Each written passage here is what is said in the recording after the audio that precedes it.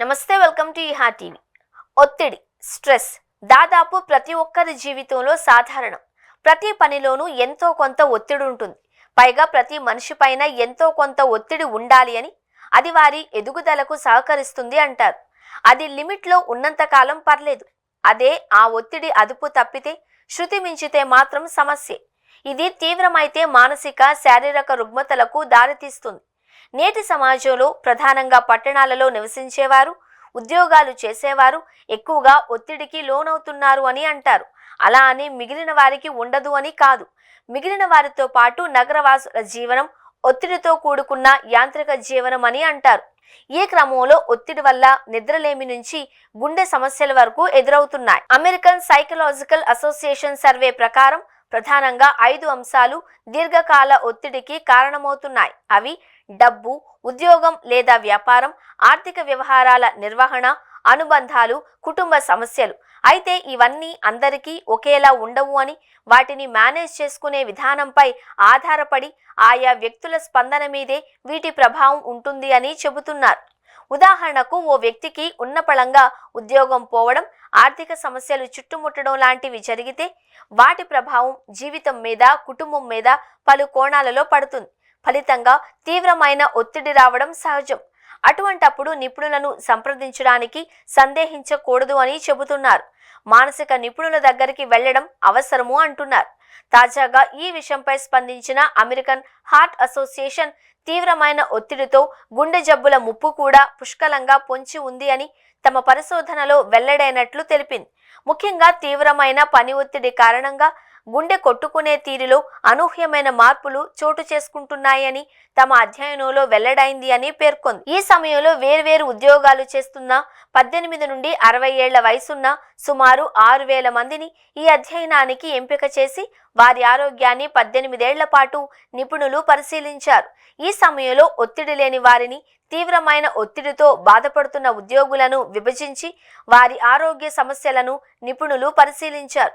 ఈ సందర్భంగా స్పందిస్తూ, ఒత్తిడి లేని వారితో పోలిస్తే తీవ్రమైన ఒత్తిడిని ఎదుర్కొంటున్న వారిలో గుండె జబ్బుల ముప్పు 83% అధికము అని వెల్లడైంది. వృత్తిలో సామర్థ్యానికి మించి అంచనాలను పెంచుకోవడంతో చాలా మంది తీవ్రమైన ఒత్తిడి సమస్యను ఎదుర్కోవాల్సి వస్తోందని ఏహెచ్ఏ అధ్యయనం పేర్కొంది. ఇక ఇటీవల కాలంలో యువత మానసిక ఆందోళన, ఒత్తిడికి ఎక్కువగా గురవుతోంది అని యంగ్ లైవ్స్ ఇండియా అధ్యయనం వెల్లడించింది. సర్వేలో పాల్గొన్న యువతలో దాదాపు 59% మంది ఏదో ఒక సమస్యతో ఒత్తిడిని ఎదుర్కొంటున్నట్లు వివరించింది. ఇదే సమయంలో గత 4-5 ఏళ్లలో పురుషులతో పోలిస్తే మహిళల్లో ఈ మానసిక అనారోగ్య లక్షణాలు పెరుగుతున్నాయి అని తెలిపింది. ఒత్తిడిని నేటి దైనందిన జీవితంలో మనిషి ఎదుర్కొంటున్న పెద్ద శత్రువు అని అంటున్నారు నిపుణులు.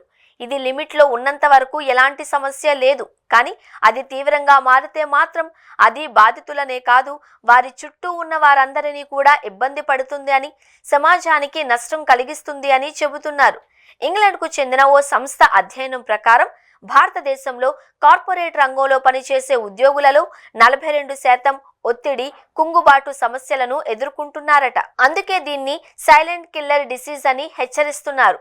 ఒత్తిడికి కారణమవుతున్న చాలా సమస్యలకు పరిష్కారం మన చేతుల్లోనే ఉంటుంది అని, మన చేతుల్లో లేని వాటిని వదిలివేయడమే ఉత్తమము అని సూచిస్తున్నారు.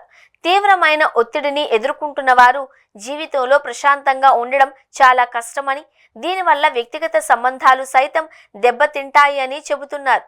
ఇటీవల జరుగుతున్న ఎన్నో నేరాలు, ఘోరాల వెనుక తీవ్రమైన ఒత్తిడి ప్రభావం ఉంటుంది అని అంటున్నారు. వీటితో పాటు ఎదురయ్యే అనారోగ్య సమస్యలను ఇప్పుడు చూద్దాం. తీవ్రమైన ఒత్తిడి వల్ల రక్తపోటు, గుండె కొట్టుకునే వేగం పెరగడం వల్ల పక్షవాతం, గుండెపోటు ముప్పు పొంచి ఉంటుంది. ఒత్తిడి వల్ల ముందుగా కనిపించే తలనొప్పి, పార్శ్వనొప్పి, నిస్సత్తువ, ఆందోళన, తీవ్రమైన కోపం లాంటివి కుంగుబాటుకు దారితీస్తాయి. ఈ ఒత్తిడి వల్ల గ్లూకోజ్ ఉత్పత్తి పెరిగి షుగర్ వ్యాధి ముంచుకొచ్చే ప్రమాదం పెరుగుతుంది అని చెబుతున్నారు. దీనివల్ల చర్మ సంబంధిత సమస్యలు ఎదురవుతాయి అంటున్నారు. ఇందులో భాగంగా మొటిమలు, దురద, దద్దుర్లు, అలర్జీలు రావచ్చు. ఒత్తిడి ప్రభావం జీర్ణ వ్యవస్థ పైన ఉంటుంది. దీంతో కడుపు నొప్పి, అజీర్ణం, ఆకలి మందగించడం, అతిగా తినడం, వికారం లాంటివి కనిపిస్తాయి. ఇదే సమయంలో అల్సర్లు ఏర్పడతాయి. ఒత్తిడి వల్ల క్లోమ గ్రంథి ఇన్సులిన్ను ఎక్కువగా ఉత్పత్తి చేస్తుంది. ఫలితంగా క్రమంగా మధుమేహం, ఊబకాయం, రక్తనాళాలు దెబ్బతినడం వంటి సమస్యలు వస్తాయి. ఒత్తిడి వల్ల శృంగారం పట్ల ఆసక్తి తగ్గుతుంది. టెస్టోస్టెరాన్, ఈస్ట్రోజన్ హార్మోన్ల ఉత్పత్తి పడిపోయి సంతాన సామర్థ్యం తగ్గిపోతుంది. ఇక ఒత్తిడిని ఇలా నివారించుకోవచ్చు. తీవ్రమైన ఒత్తిడి బారిన పడకుండా ఉండడానికి రోజువారీ జీవితంలో కొన్ని జాగ్రత్తలు తీసుకోవడం మంచిది అని నిపుణులు సూచిస్తున్నారు. అవేంటో ఇప్పుడు చూద్దాం.